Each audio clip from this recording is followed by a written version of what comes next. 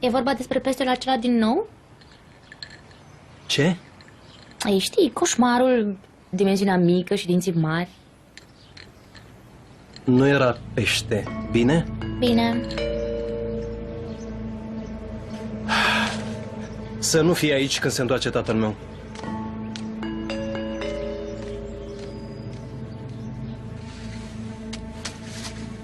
Așa e. În seara asta e lună plină. Îmi provoacă nervozitate. O să fiți bine. Trebuie doar să vă autocontrolați un pic mai bine de data asta. Nici tu nu ești mână la asta. Sunt Ricky. aproape sigură că pot rezista lunii cele mari și rele, dacă voi nu. Uite, sunt aproape sigură că putem rezista. Dar e mai bine să fim pregătite. Pregătite? Miros un nou plan ale mei? Tot ce trebuie să facem este să evităm lumina lunii și apa. Totuși m-aș simți mai bine dacă Cleo ar aștepta-o pe domnișoara Chatham. Ea pare să știe cum se descurce cu chestiile astea legate de lună. Atunci când nu vorbește în limbi străine. Zane! Este tatăl tău acasă? Trebuie să vorbim. Sunteți singurul pe care pot să-l întreb. Cunoașteți apele acestea ca pe dosul palmei dumneavoastră? Într-adevăr. Deci asta s-a întâmplat când s-a scufundat barca. Ceva m-a salvat. Ceva ciudat. Știi, când treci prin situații stresante, ai câteodată scene, imagini amestecate în cap. Nu e... A fost real și mare. Ca un delfin. Nu a fost un delfin. Pielea era portocalie și lucitoare. Era puternic, rezistent, dar într-un fel elegant. Și? Ai atins-o? Nu, dar dacă aș fi făcut-o, ar fi fost tare, dar ușor și neted și puternic. Foarte, foarte puternic. Ai rămas fără oxigen pentru câteva minute. Ai fi putut ușor să vezi lucruri imaginare. Știi tu, să ai halucinații. Nu am văzut lucruri imaginare. Zane, fără dovadă. Deci nu mă credeți? Bine, am să vă demonstrez. Dar va trebui să-mi împrumutați echipamentul dumneavoastră.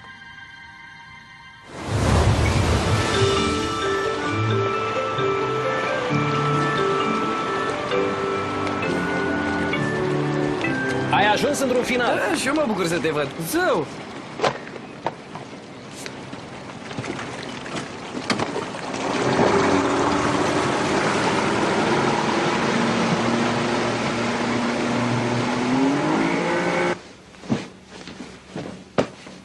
Și unde este restul găștii? Mama și tata l-au luat pe Elliot cu cortul. Și cum i-ai convins să te lase singură? Au încredere în mine? Sigur. Și, Cleo, ai vorbit cu doamna Chatham? Nu, n-am putut să o găsesc. Ăsta e un semn rău, un semn foarte rău. Știu care sunt semnele rele și asta este unul dintre ele. Poate. Deci, suntem pe cont propriu. Nu chiar. Louis, ce faci aici? Nu e evident? Voi, fetelor, riscați. Eu protejez casa de lună plină. Chiar nu cred că... Încetează. Nu dăbăriți toate femeile independente pe mine. Tocmai am cheltuit $40 la magazinul de hardware. E în regulă, puteți să mulțumiți mai târziu.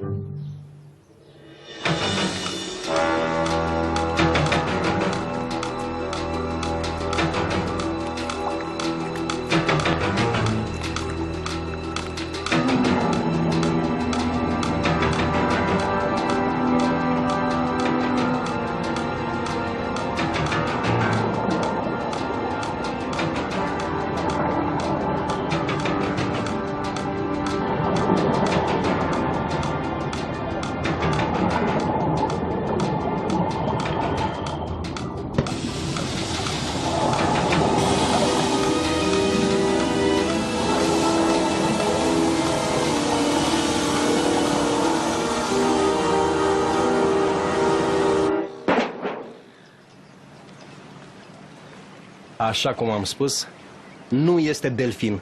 Asta e ușa epavei lui Lorelai. Și așa cum puteți vedea, a fost lovită de ceva. Ceva ciudat. și ofer recompensă pentru cine îmi poate spune ce a fost acel ceva.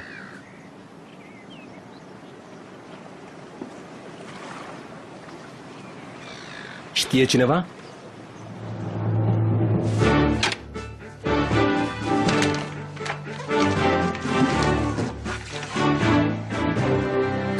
Așa, asta e tot. Vezi? Ar trebui să fii un om de afaceri. Putem dormi în liniște acum. Noi? Sunt pregătit pentru o noapte cu fete.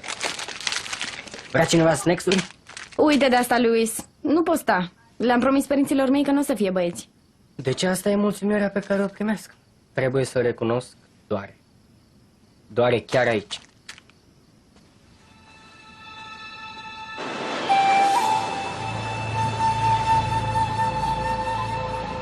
În regulă, o să te sun în fiecare oră pe ceas. Bine, pleacă acum, e aproape ora lunii.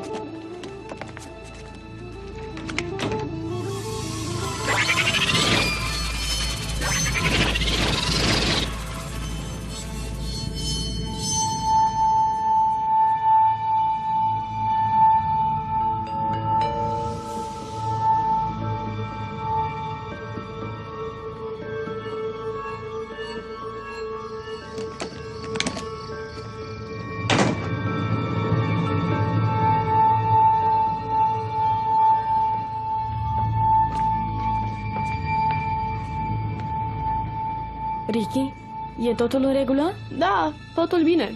De ce să nu fie bine?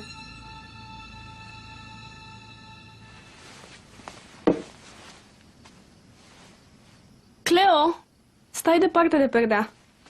Bine. Hei, Cleo, fundul meu arată așa mare în blugi ăștia? Nu, e chiar atrăgător. Aș vrea să am picioarele tale, ale mele sunt atât de aiurea. Vreau să am și eu șoldurile tale. Ceea ce mă îngrijorează mai tare este pielea mea. Te cojește și chiar ar trebui să încetezi. Cel mai să important o este să nu te mănânc de gândești la fast food. Dacă nu te gândești sau nu vorbești despre asta, nu o să-ți mai dorești atât. Ai vreo înghețată?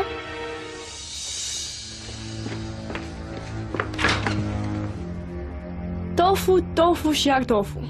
Cine face cumpărăturile pentru familia asta? N-ai niște înghețată?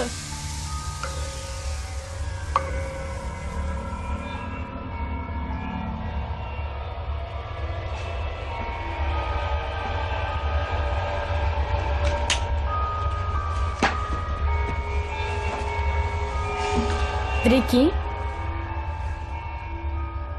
Ai găsit înghețată? Nu. Și e umezeală în frigiderul ăsta.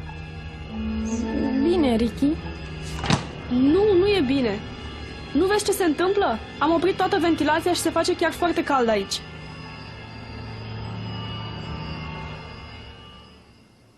Harta asta reprezintă întreaga coastă. Barca domnișoarei Chatton s-a scufundat acolo. Ce lucru hazliu, știi? Nu departe de locul acela, prin jurul anului 1950, a dispărut un iaht. Nu a mai fost văzut niciodată. Ce altceva vă mai amintiți? Câțiva dintre pescarii bătrâni spun că acolo a fost un vârtej în jurul anului 1940.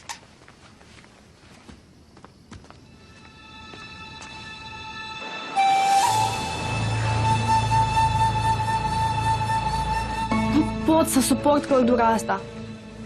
O simțiți? De fapt, e destul de cald. Și eu.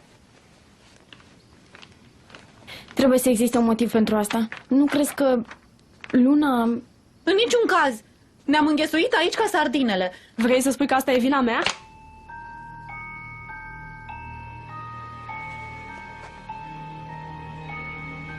Tu ești. Ești fierbinte, arzi. Bine, cred că trebuie să te răcim. Au! M-ai ars. Ricky? Nu ți s-a întâmplat să vezi o rază a lunii pline prin reflexie în apă? Nu-i așa?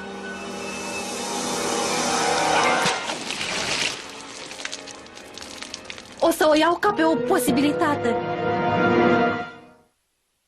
A fost un naufragiu în 1887, departe de tot. Trebuie să fie o legătură între toate aceste lucruri. Așteaptă!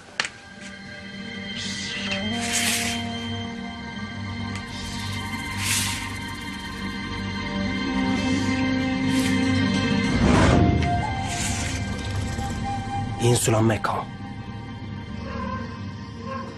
Îmi pare rău că ți-am ars mâna, Emma. A fost un accident, nu am vrut. Ricky, e bine, e în regulă. Nu știu ce e în neregulă cu mine. Nu e nimic în neregulă, Ricky. E vorba de lună. Trebuie să-ți menținem temperatura scăzută. Și ca să facem asta trebuie să stai jos.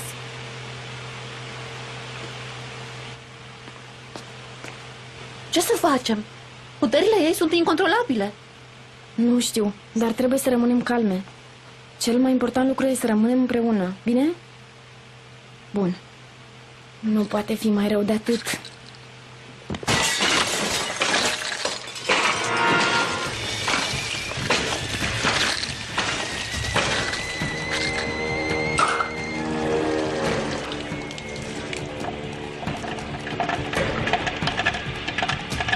E vina mea. E doar vina mea. Nu știu cum să opresc asta. Ce mi se întâmplă? Suntem toate în pericol și asta e din cauza mea. Ricky!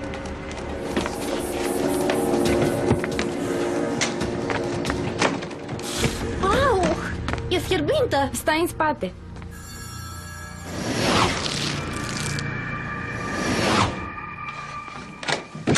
Fetelor! Hei! Hei! Louis, unde e Ricky? A plecat! E plecată la canal! Ei bine, nu putem lăsa acolo. Nu puteți, e lună!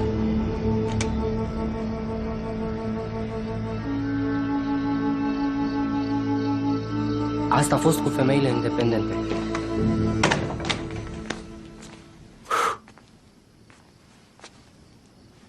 Louis, ce faci în curtea din fața casei? Mi-a așez cortul. Ar trebui să încerc Louis? cumva. Am vrut să fiu sigur că sunteți bine. Și aveți noroc de asta. Cu excepția lui Ricky, care e negativistă. Dar am fost aici când ați avut nevoie de mine. Wow! Voi, fetelor, sigur știți cum să petreceți. Louis, poți să pleci? Așteptați pe cineva? Poate e Ricky.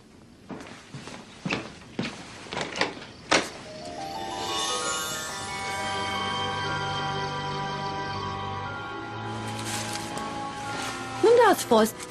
V-am căutat peste tot. Avem probleme. E vorba de Ricky. Ah, Ricky are cele mai periculoase puteri dintre toate. Clar, nu scăpați din ochi atâta timp cât e luna A plină. fost deja afectată de luna plină. Credem că a atins apa și a scăpat-o. Aveți vreo idee despre locul unde ar putea fi? Câtă vreme ea e, știți cum, puțin... Ar putea fi oriunde. Mare ajutor. Dar singurul loc sigur este bazinul lunii din insula Meco. Mă scuzați, întreaga treabă îmi pare... Adică ar putea să funcționeze pentru ele două, dar nu Louis. garantez pentru asta. Nu are niciun sens. Apa, lumina și luna plină aduc nebunia. Și dumneavoastră le spune să se ducă la bazinul lunii, plin de apă și este luminat de lună? Nu pot să explic. Știu doar din proprie experiență. Și noi trebuie să acceptăm asta. Da, dragule. Luis, ajunge. Și cum mergem în insula Meco fără să fim atinse de lună?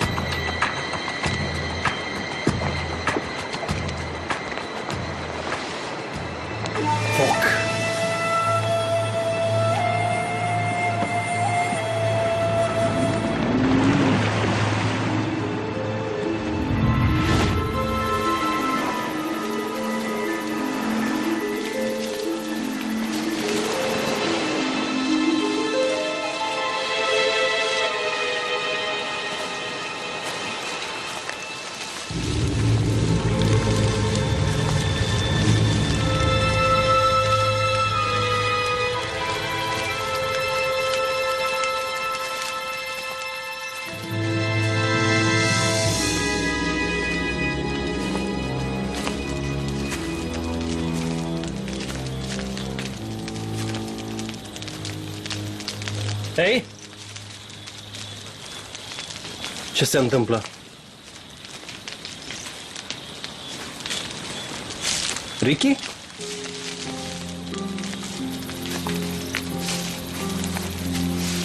Ești bine? Sunt bine. Doar că...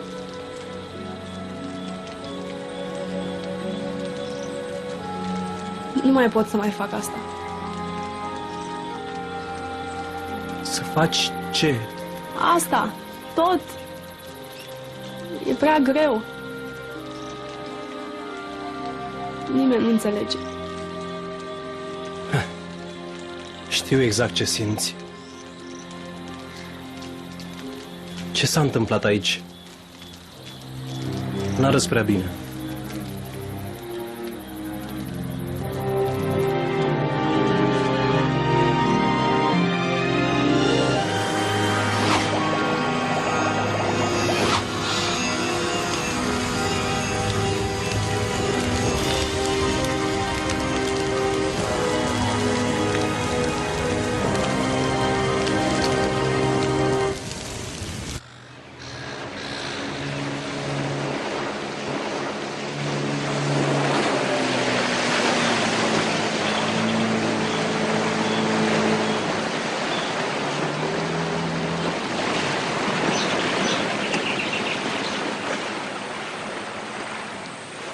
Acum țineți-vă capul în jos și ochii închiși. Luna nu va dispărea decât peste 2 ore.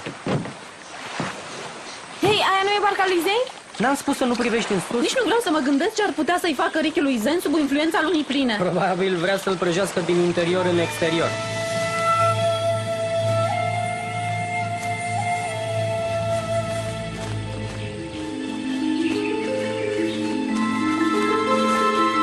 Ricky, ce ai făcut lui Zane? Trebuie să o ducem la bazinul cu Luna. Ce? Cum? Lasă asta pe mine. Ricky, vreau să te gândești la ceva frumos, răcoros. Vizualizează. Ești o înghețată sau un cub cu gheață sau un urs polar. Ricky, trebuie să mergem la bazinul cu Luna. Vei fi în siguranță Nu. acolo. Ricky, te rog, vină cu noi. E pentru binele tău. Trebuie să fiu singură pentru binele meu. Sunt făcută să fiu singură. Pur și simplu asta e. Lucrurile nu se vor schimba niciodată. Lăsați-mă în pace. Hei, Zane respiră, dar este foarte, foarte fierbinte. E total deshidratat. Trebuie să-l luăm de aici. Ricky, ascultă, nu ești singură. Facem parte din ceva ce nu putem opri sau controla. Dacă mergem undeva, mergem împreună.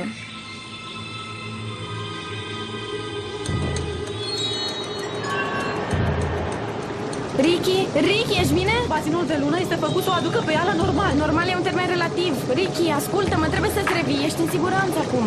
Eva, apa se încălzește. Ricky, te rog, Ricky, trezește-te. Ricky! Hai, Ricky, revino-ți. Ricky, Se răcește. Ce? Ce căutăm aici? Am avut parte de prea multă lună noaptea trecută? Da, ai putea spune și asta.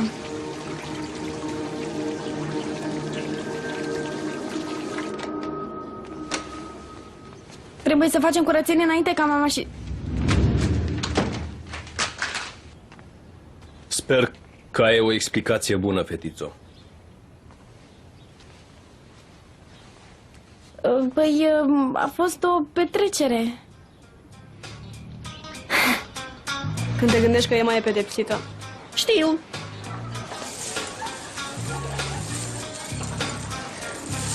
Wilfred, poți să-mi aduci o altă sticlă cu apă, mare și rece? Băiete, trebuie să te ferești de soare. Ricky? De ce ai fost pe insula mea cu noaptea trecută? Am fost? Da, ai fost. Și ceva de-al dreptul ciudat s-a întâmplat. Ceea ce vreau să zic este că acela trebuie să fi fost un sărut al uitării, căci nu mai mi-amintesc nimic după ce s-a întâmplat. Tu da? Uite, Zein, ceea ce fac și de ce fac nu te privește pe tine. Dar despre toate lucrurile pe care le-ai spus, ce zici? Ce am spus mai exact, lucruri. Uită de ele, bine?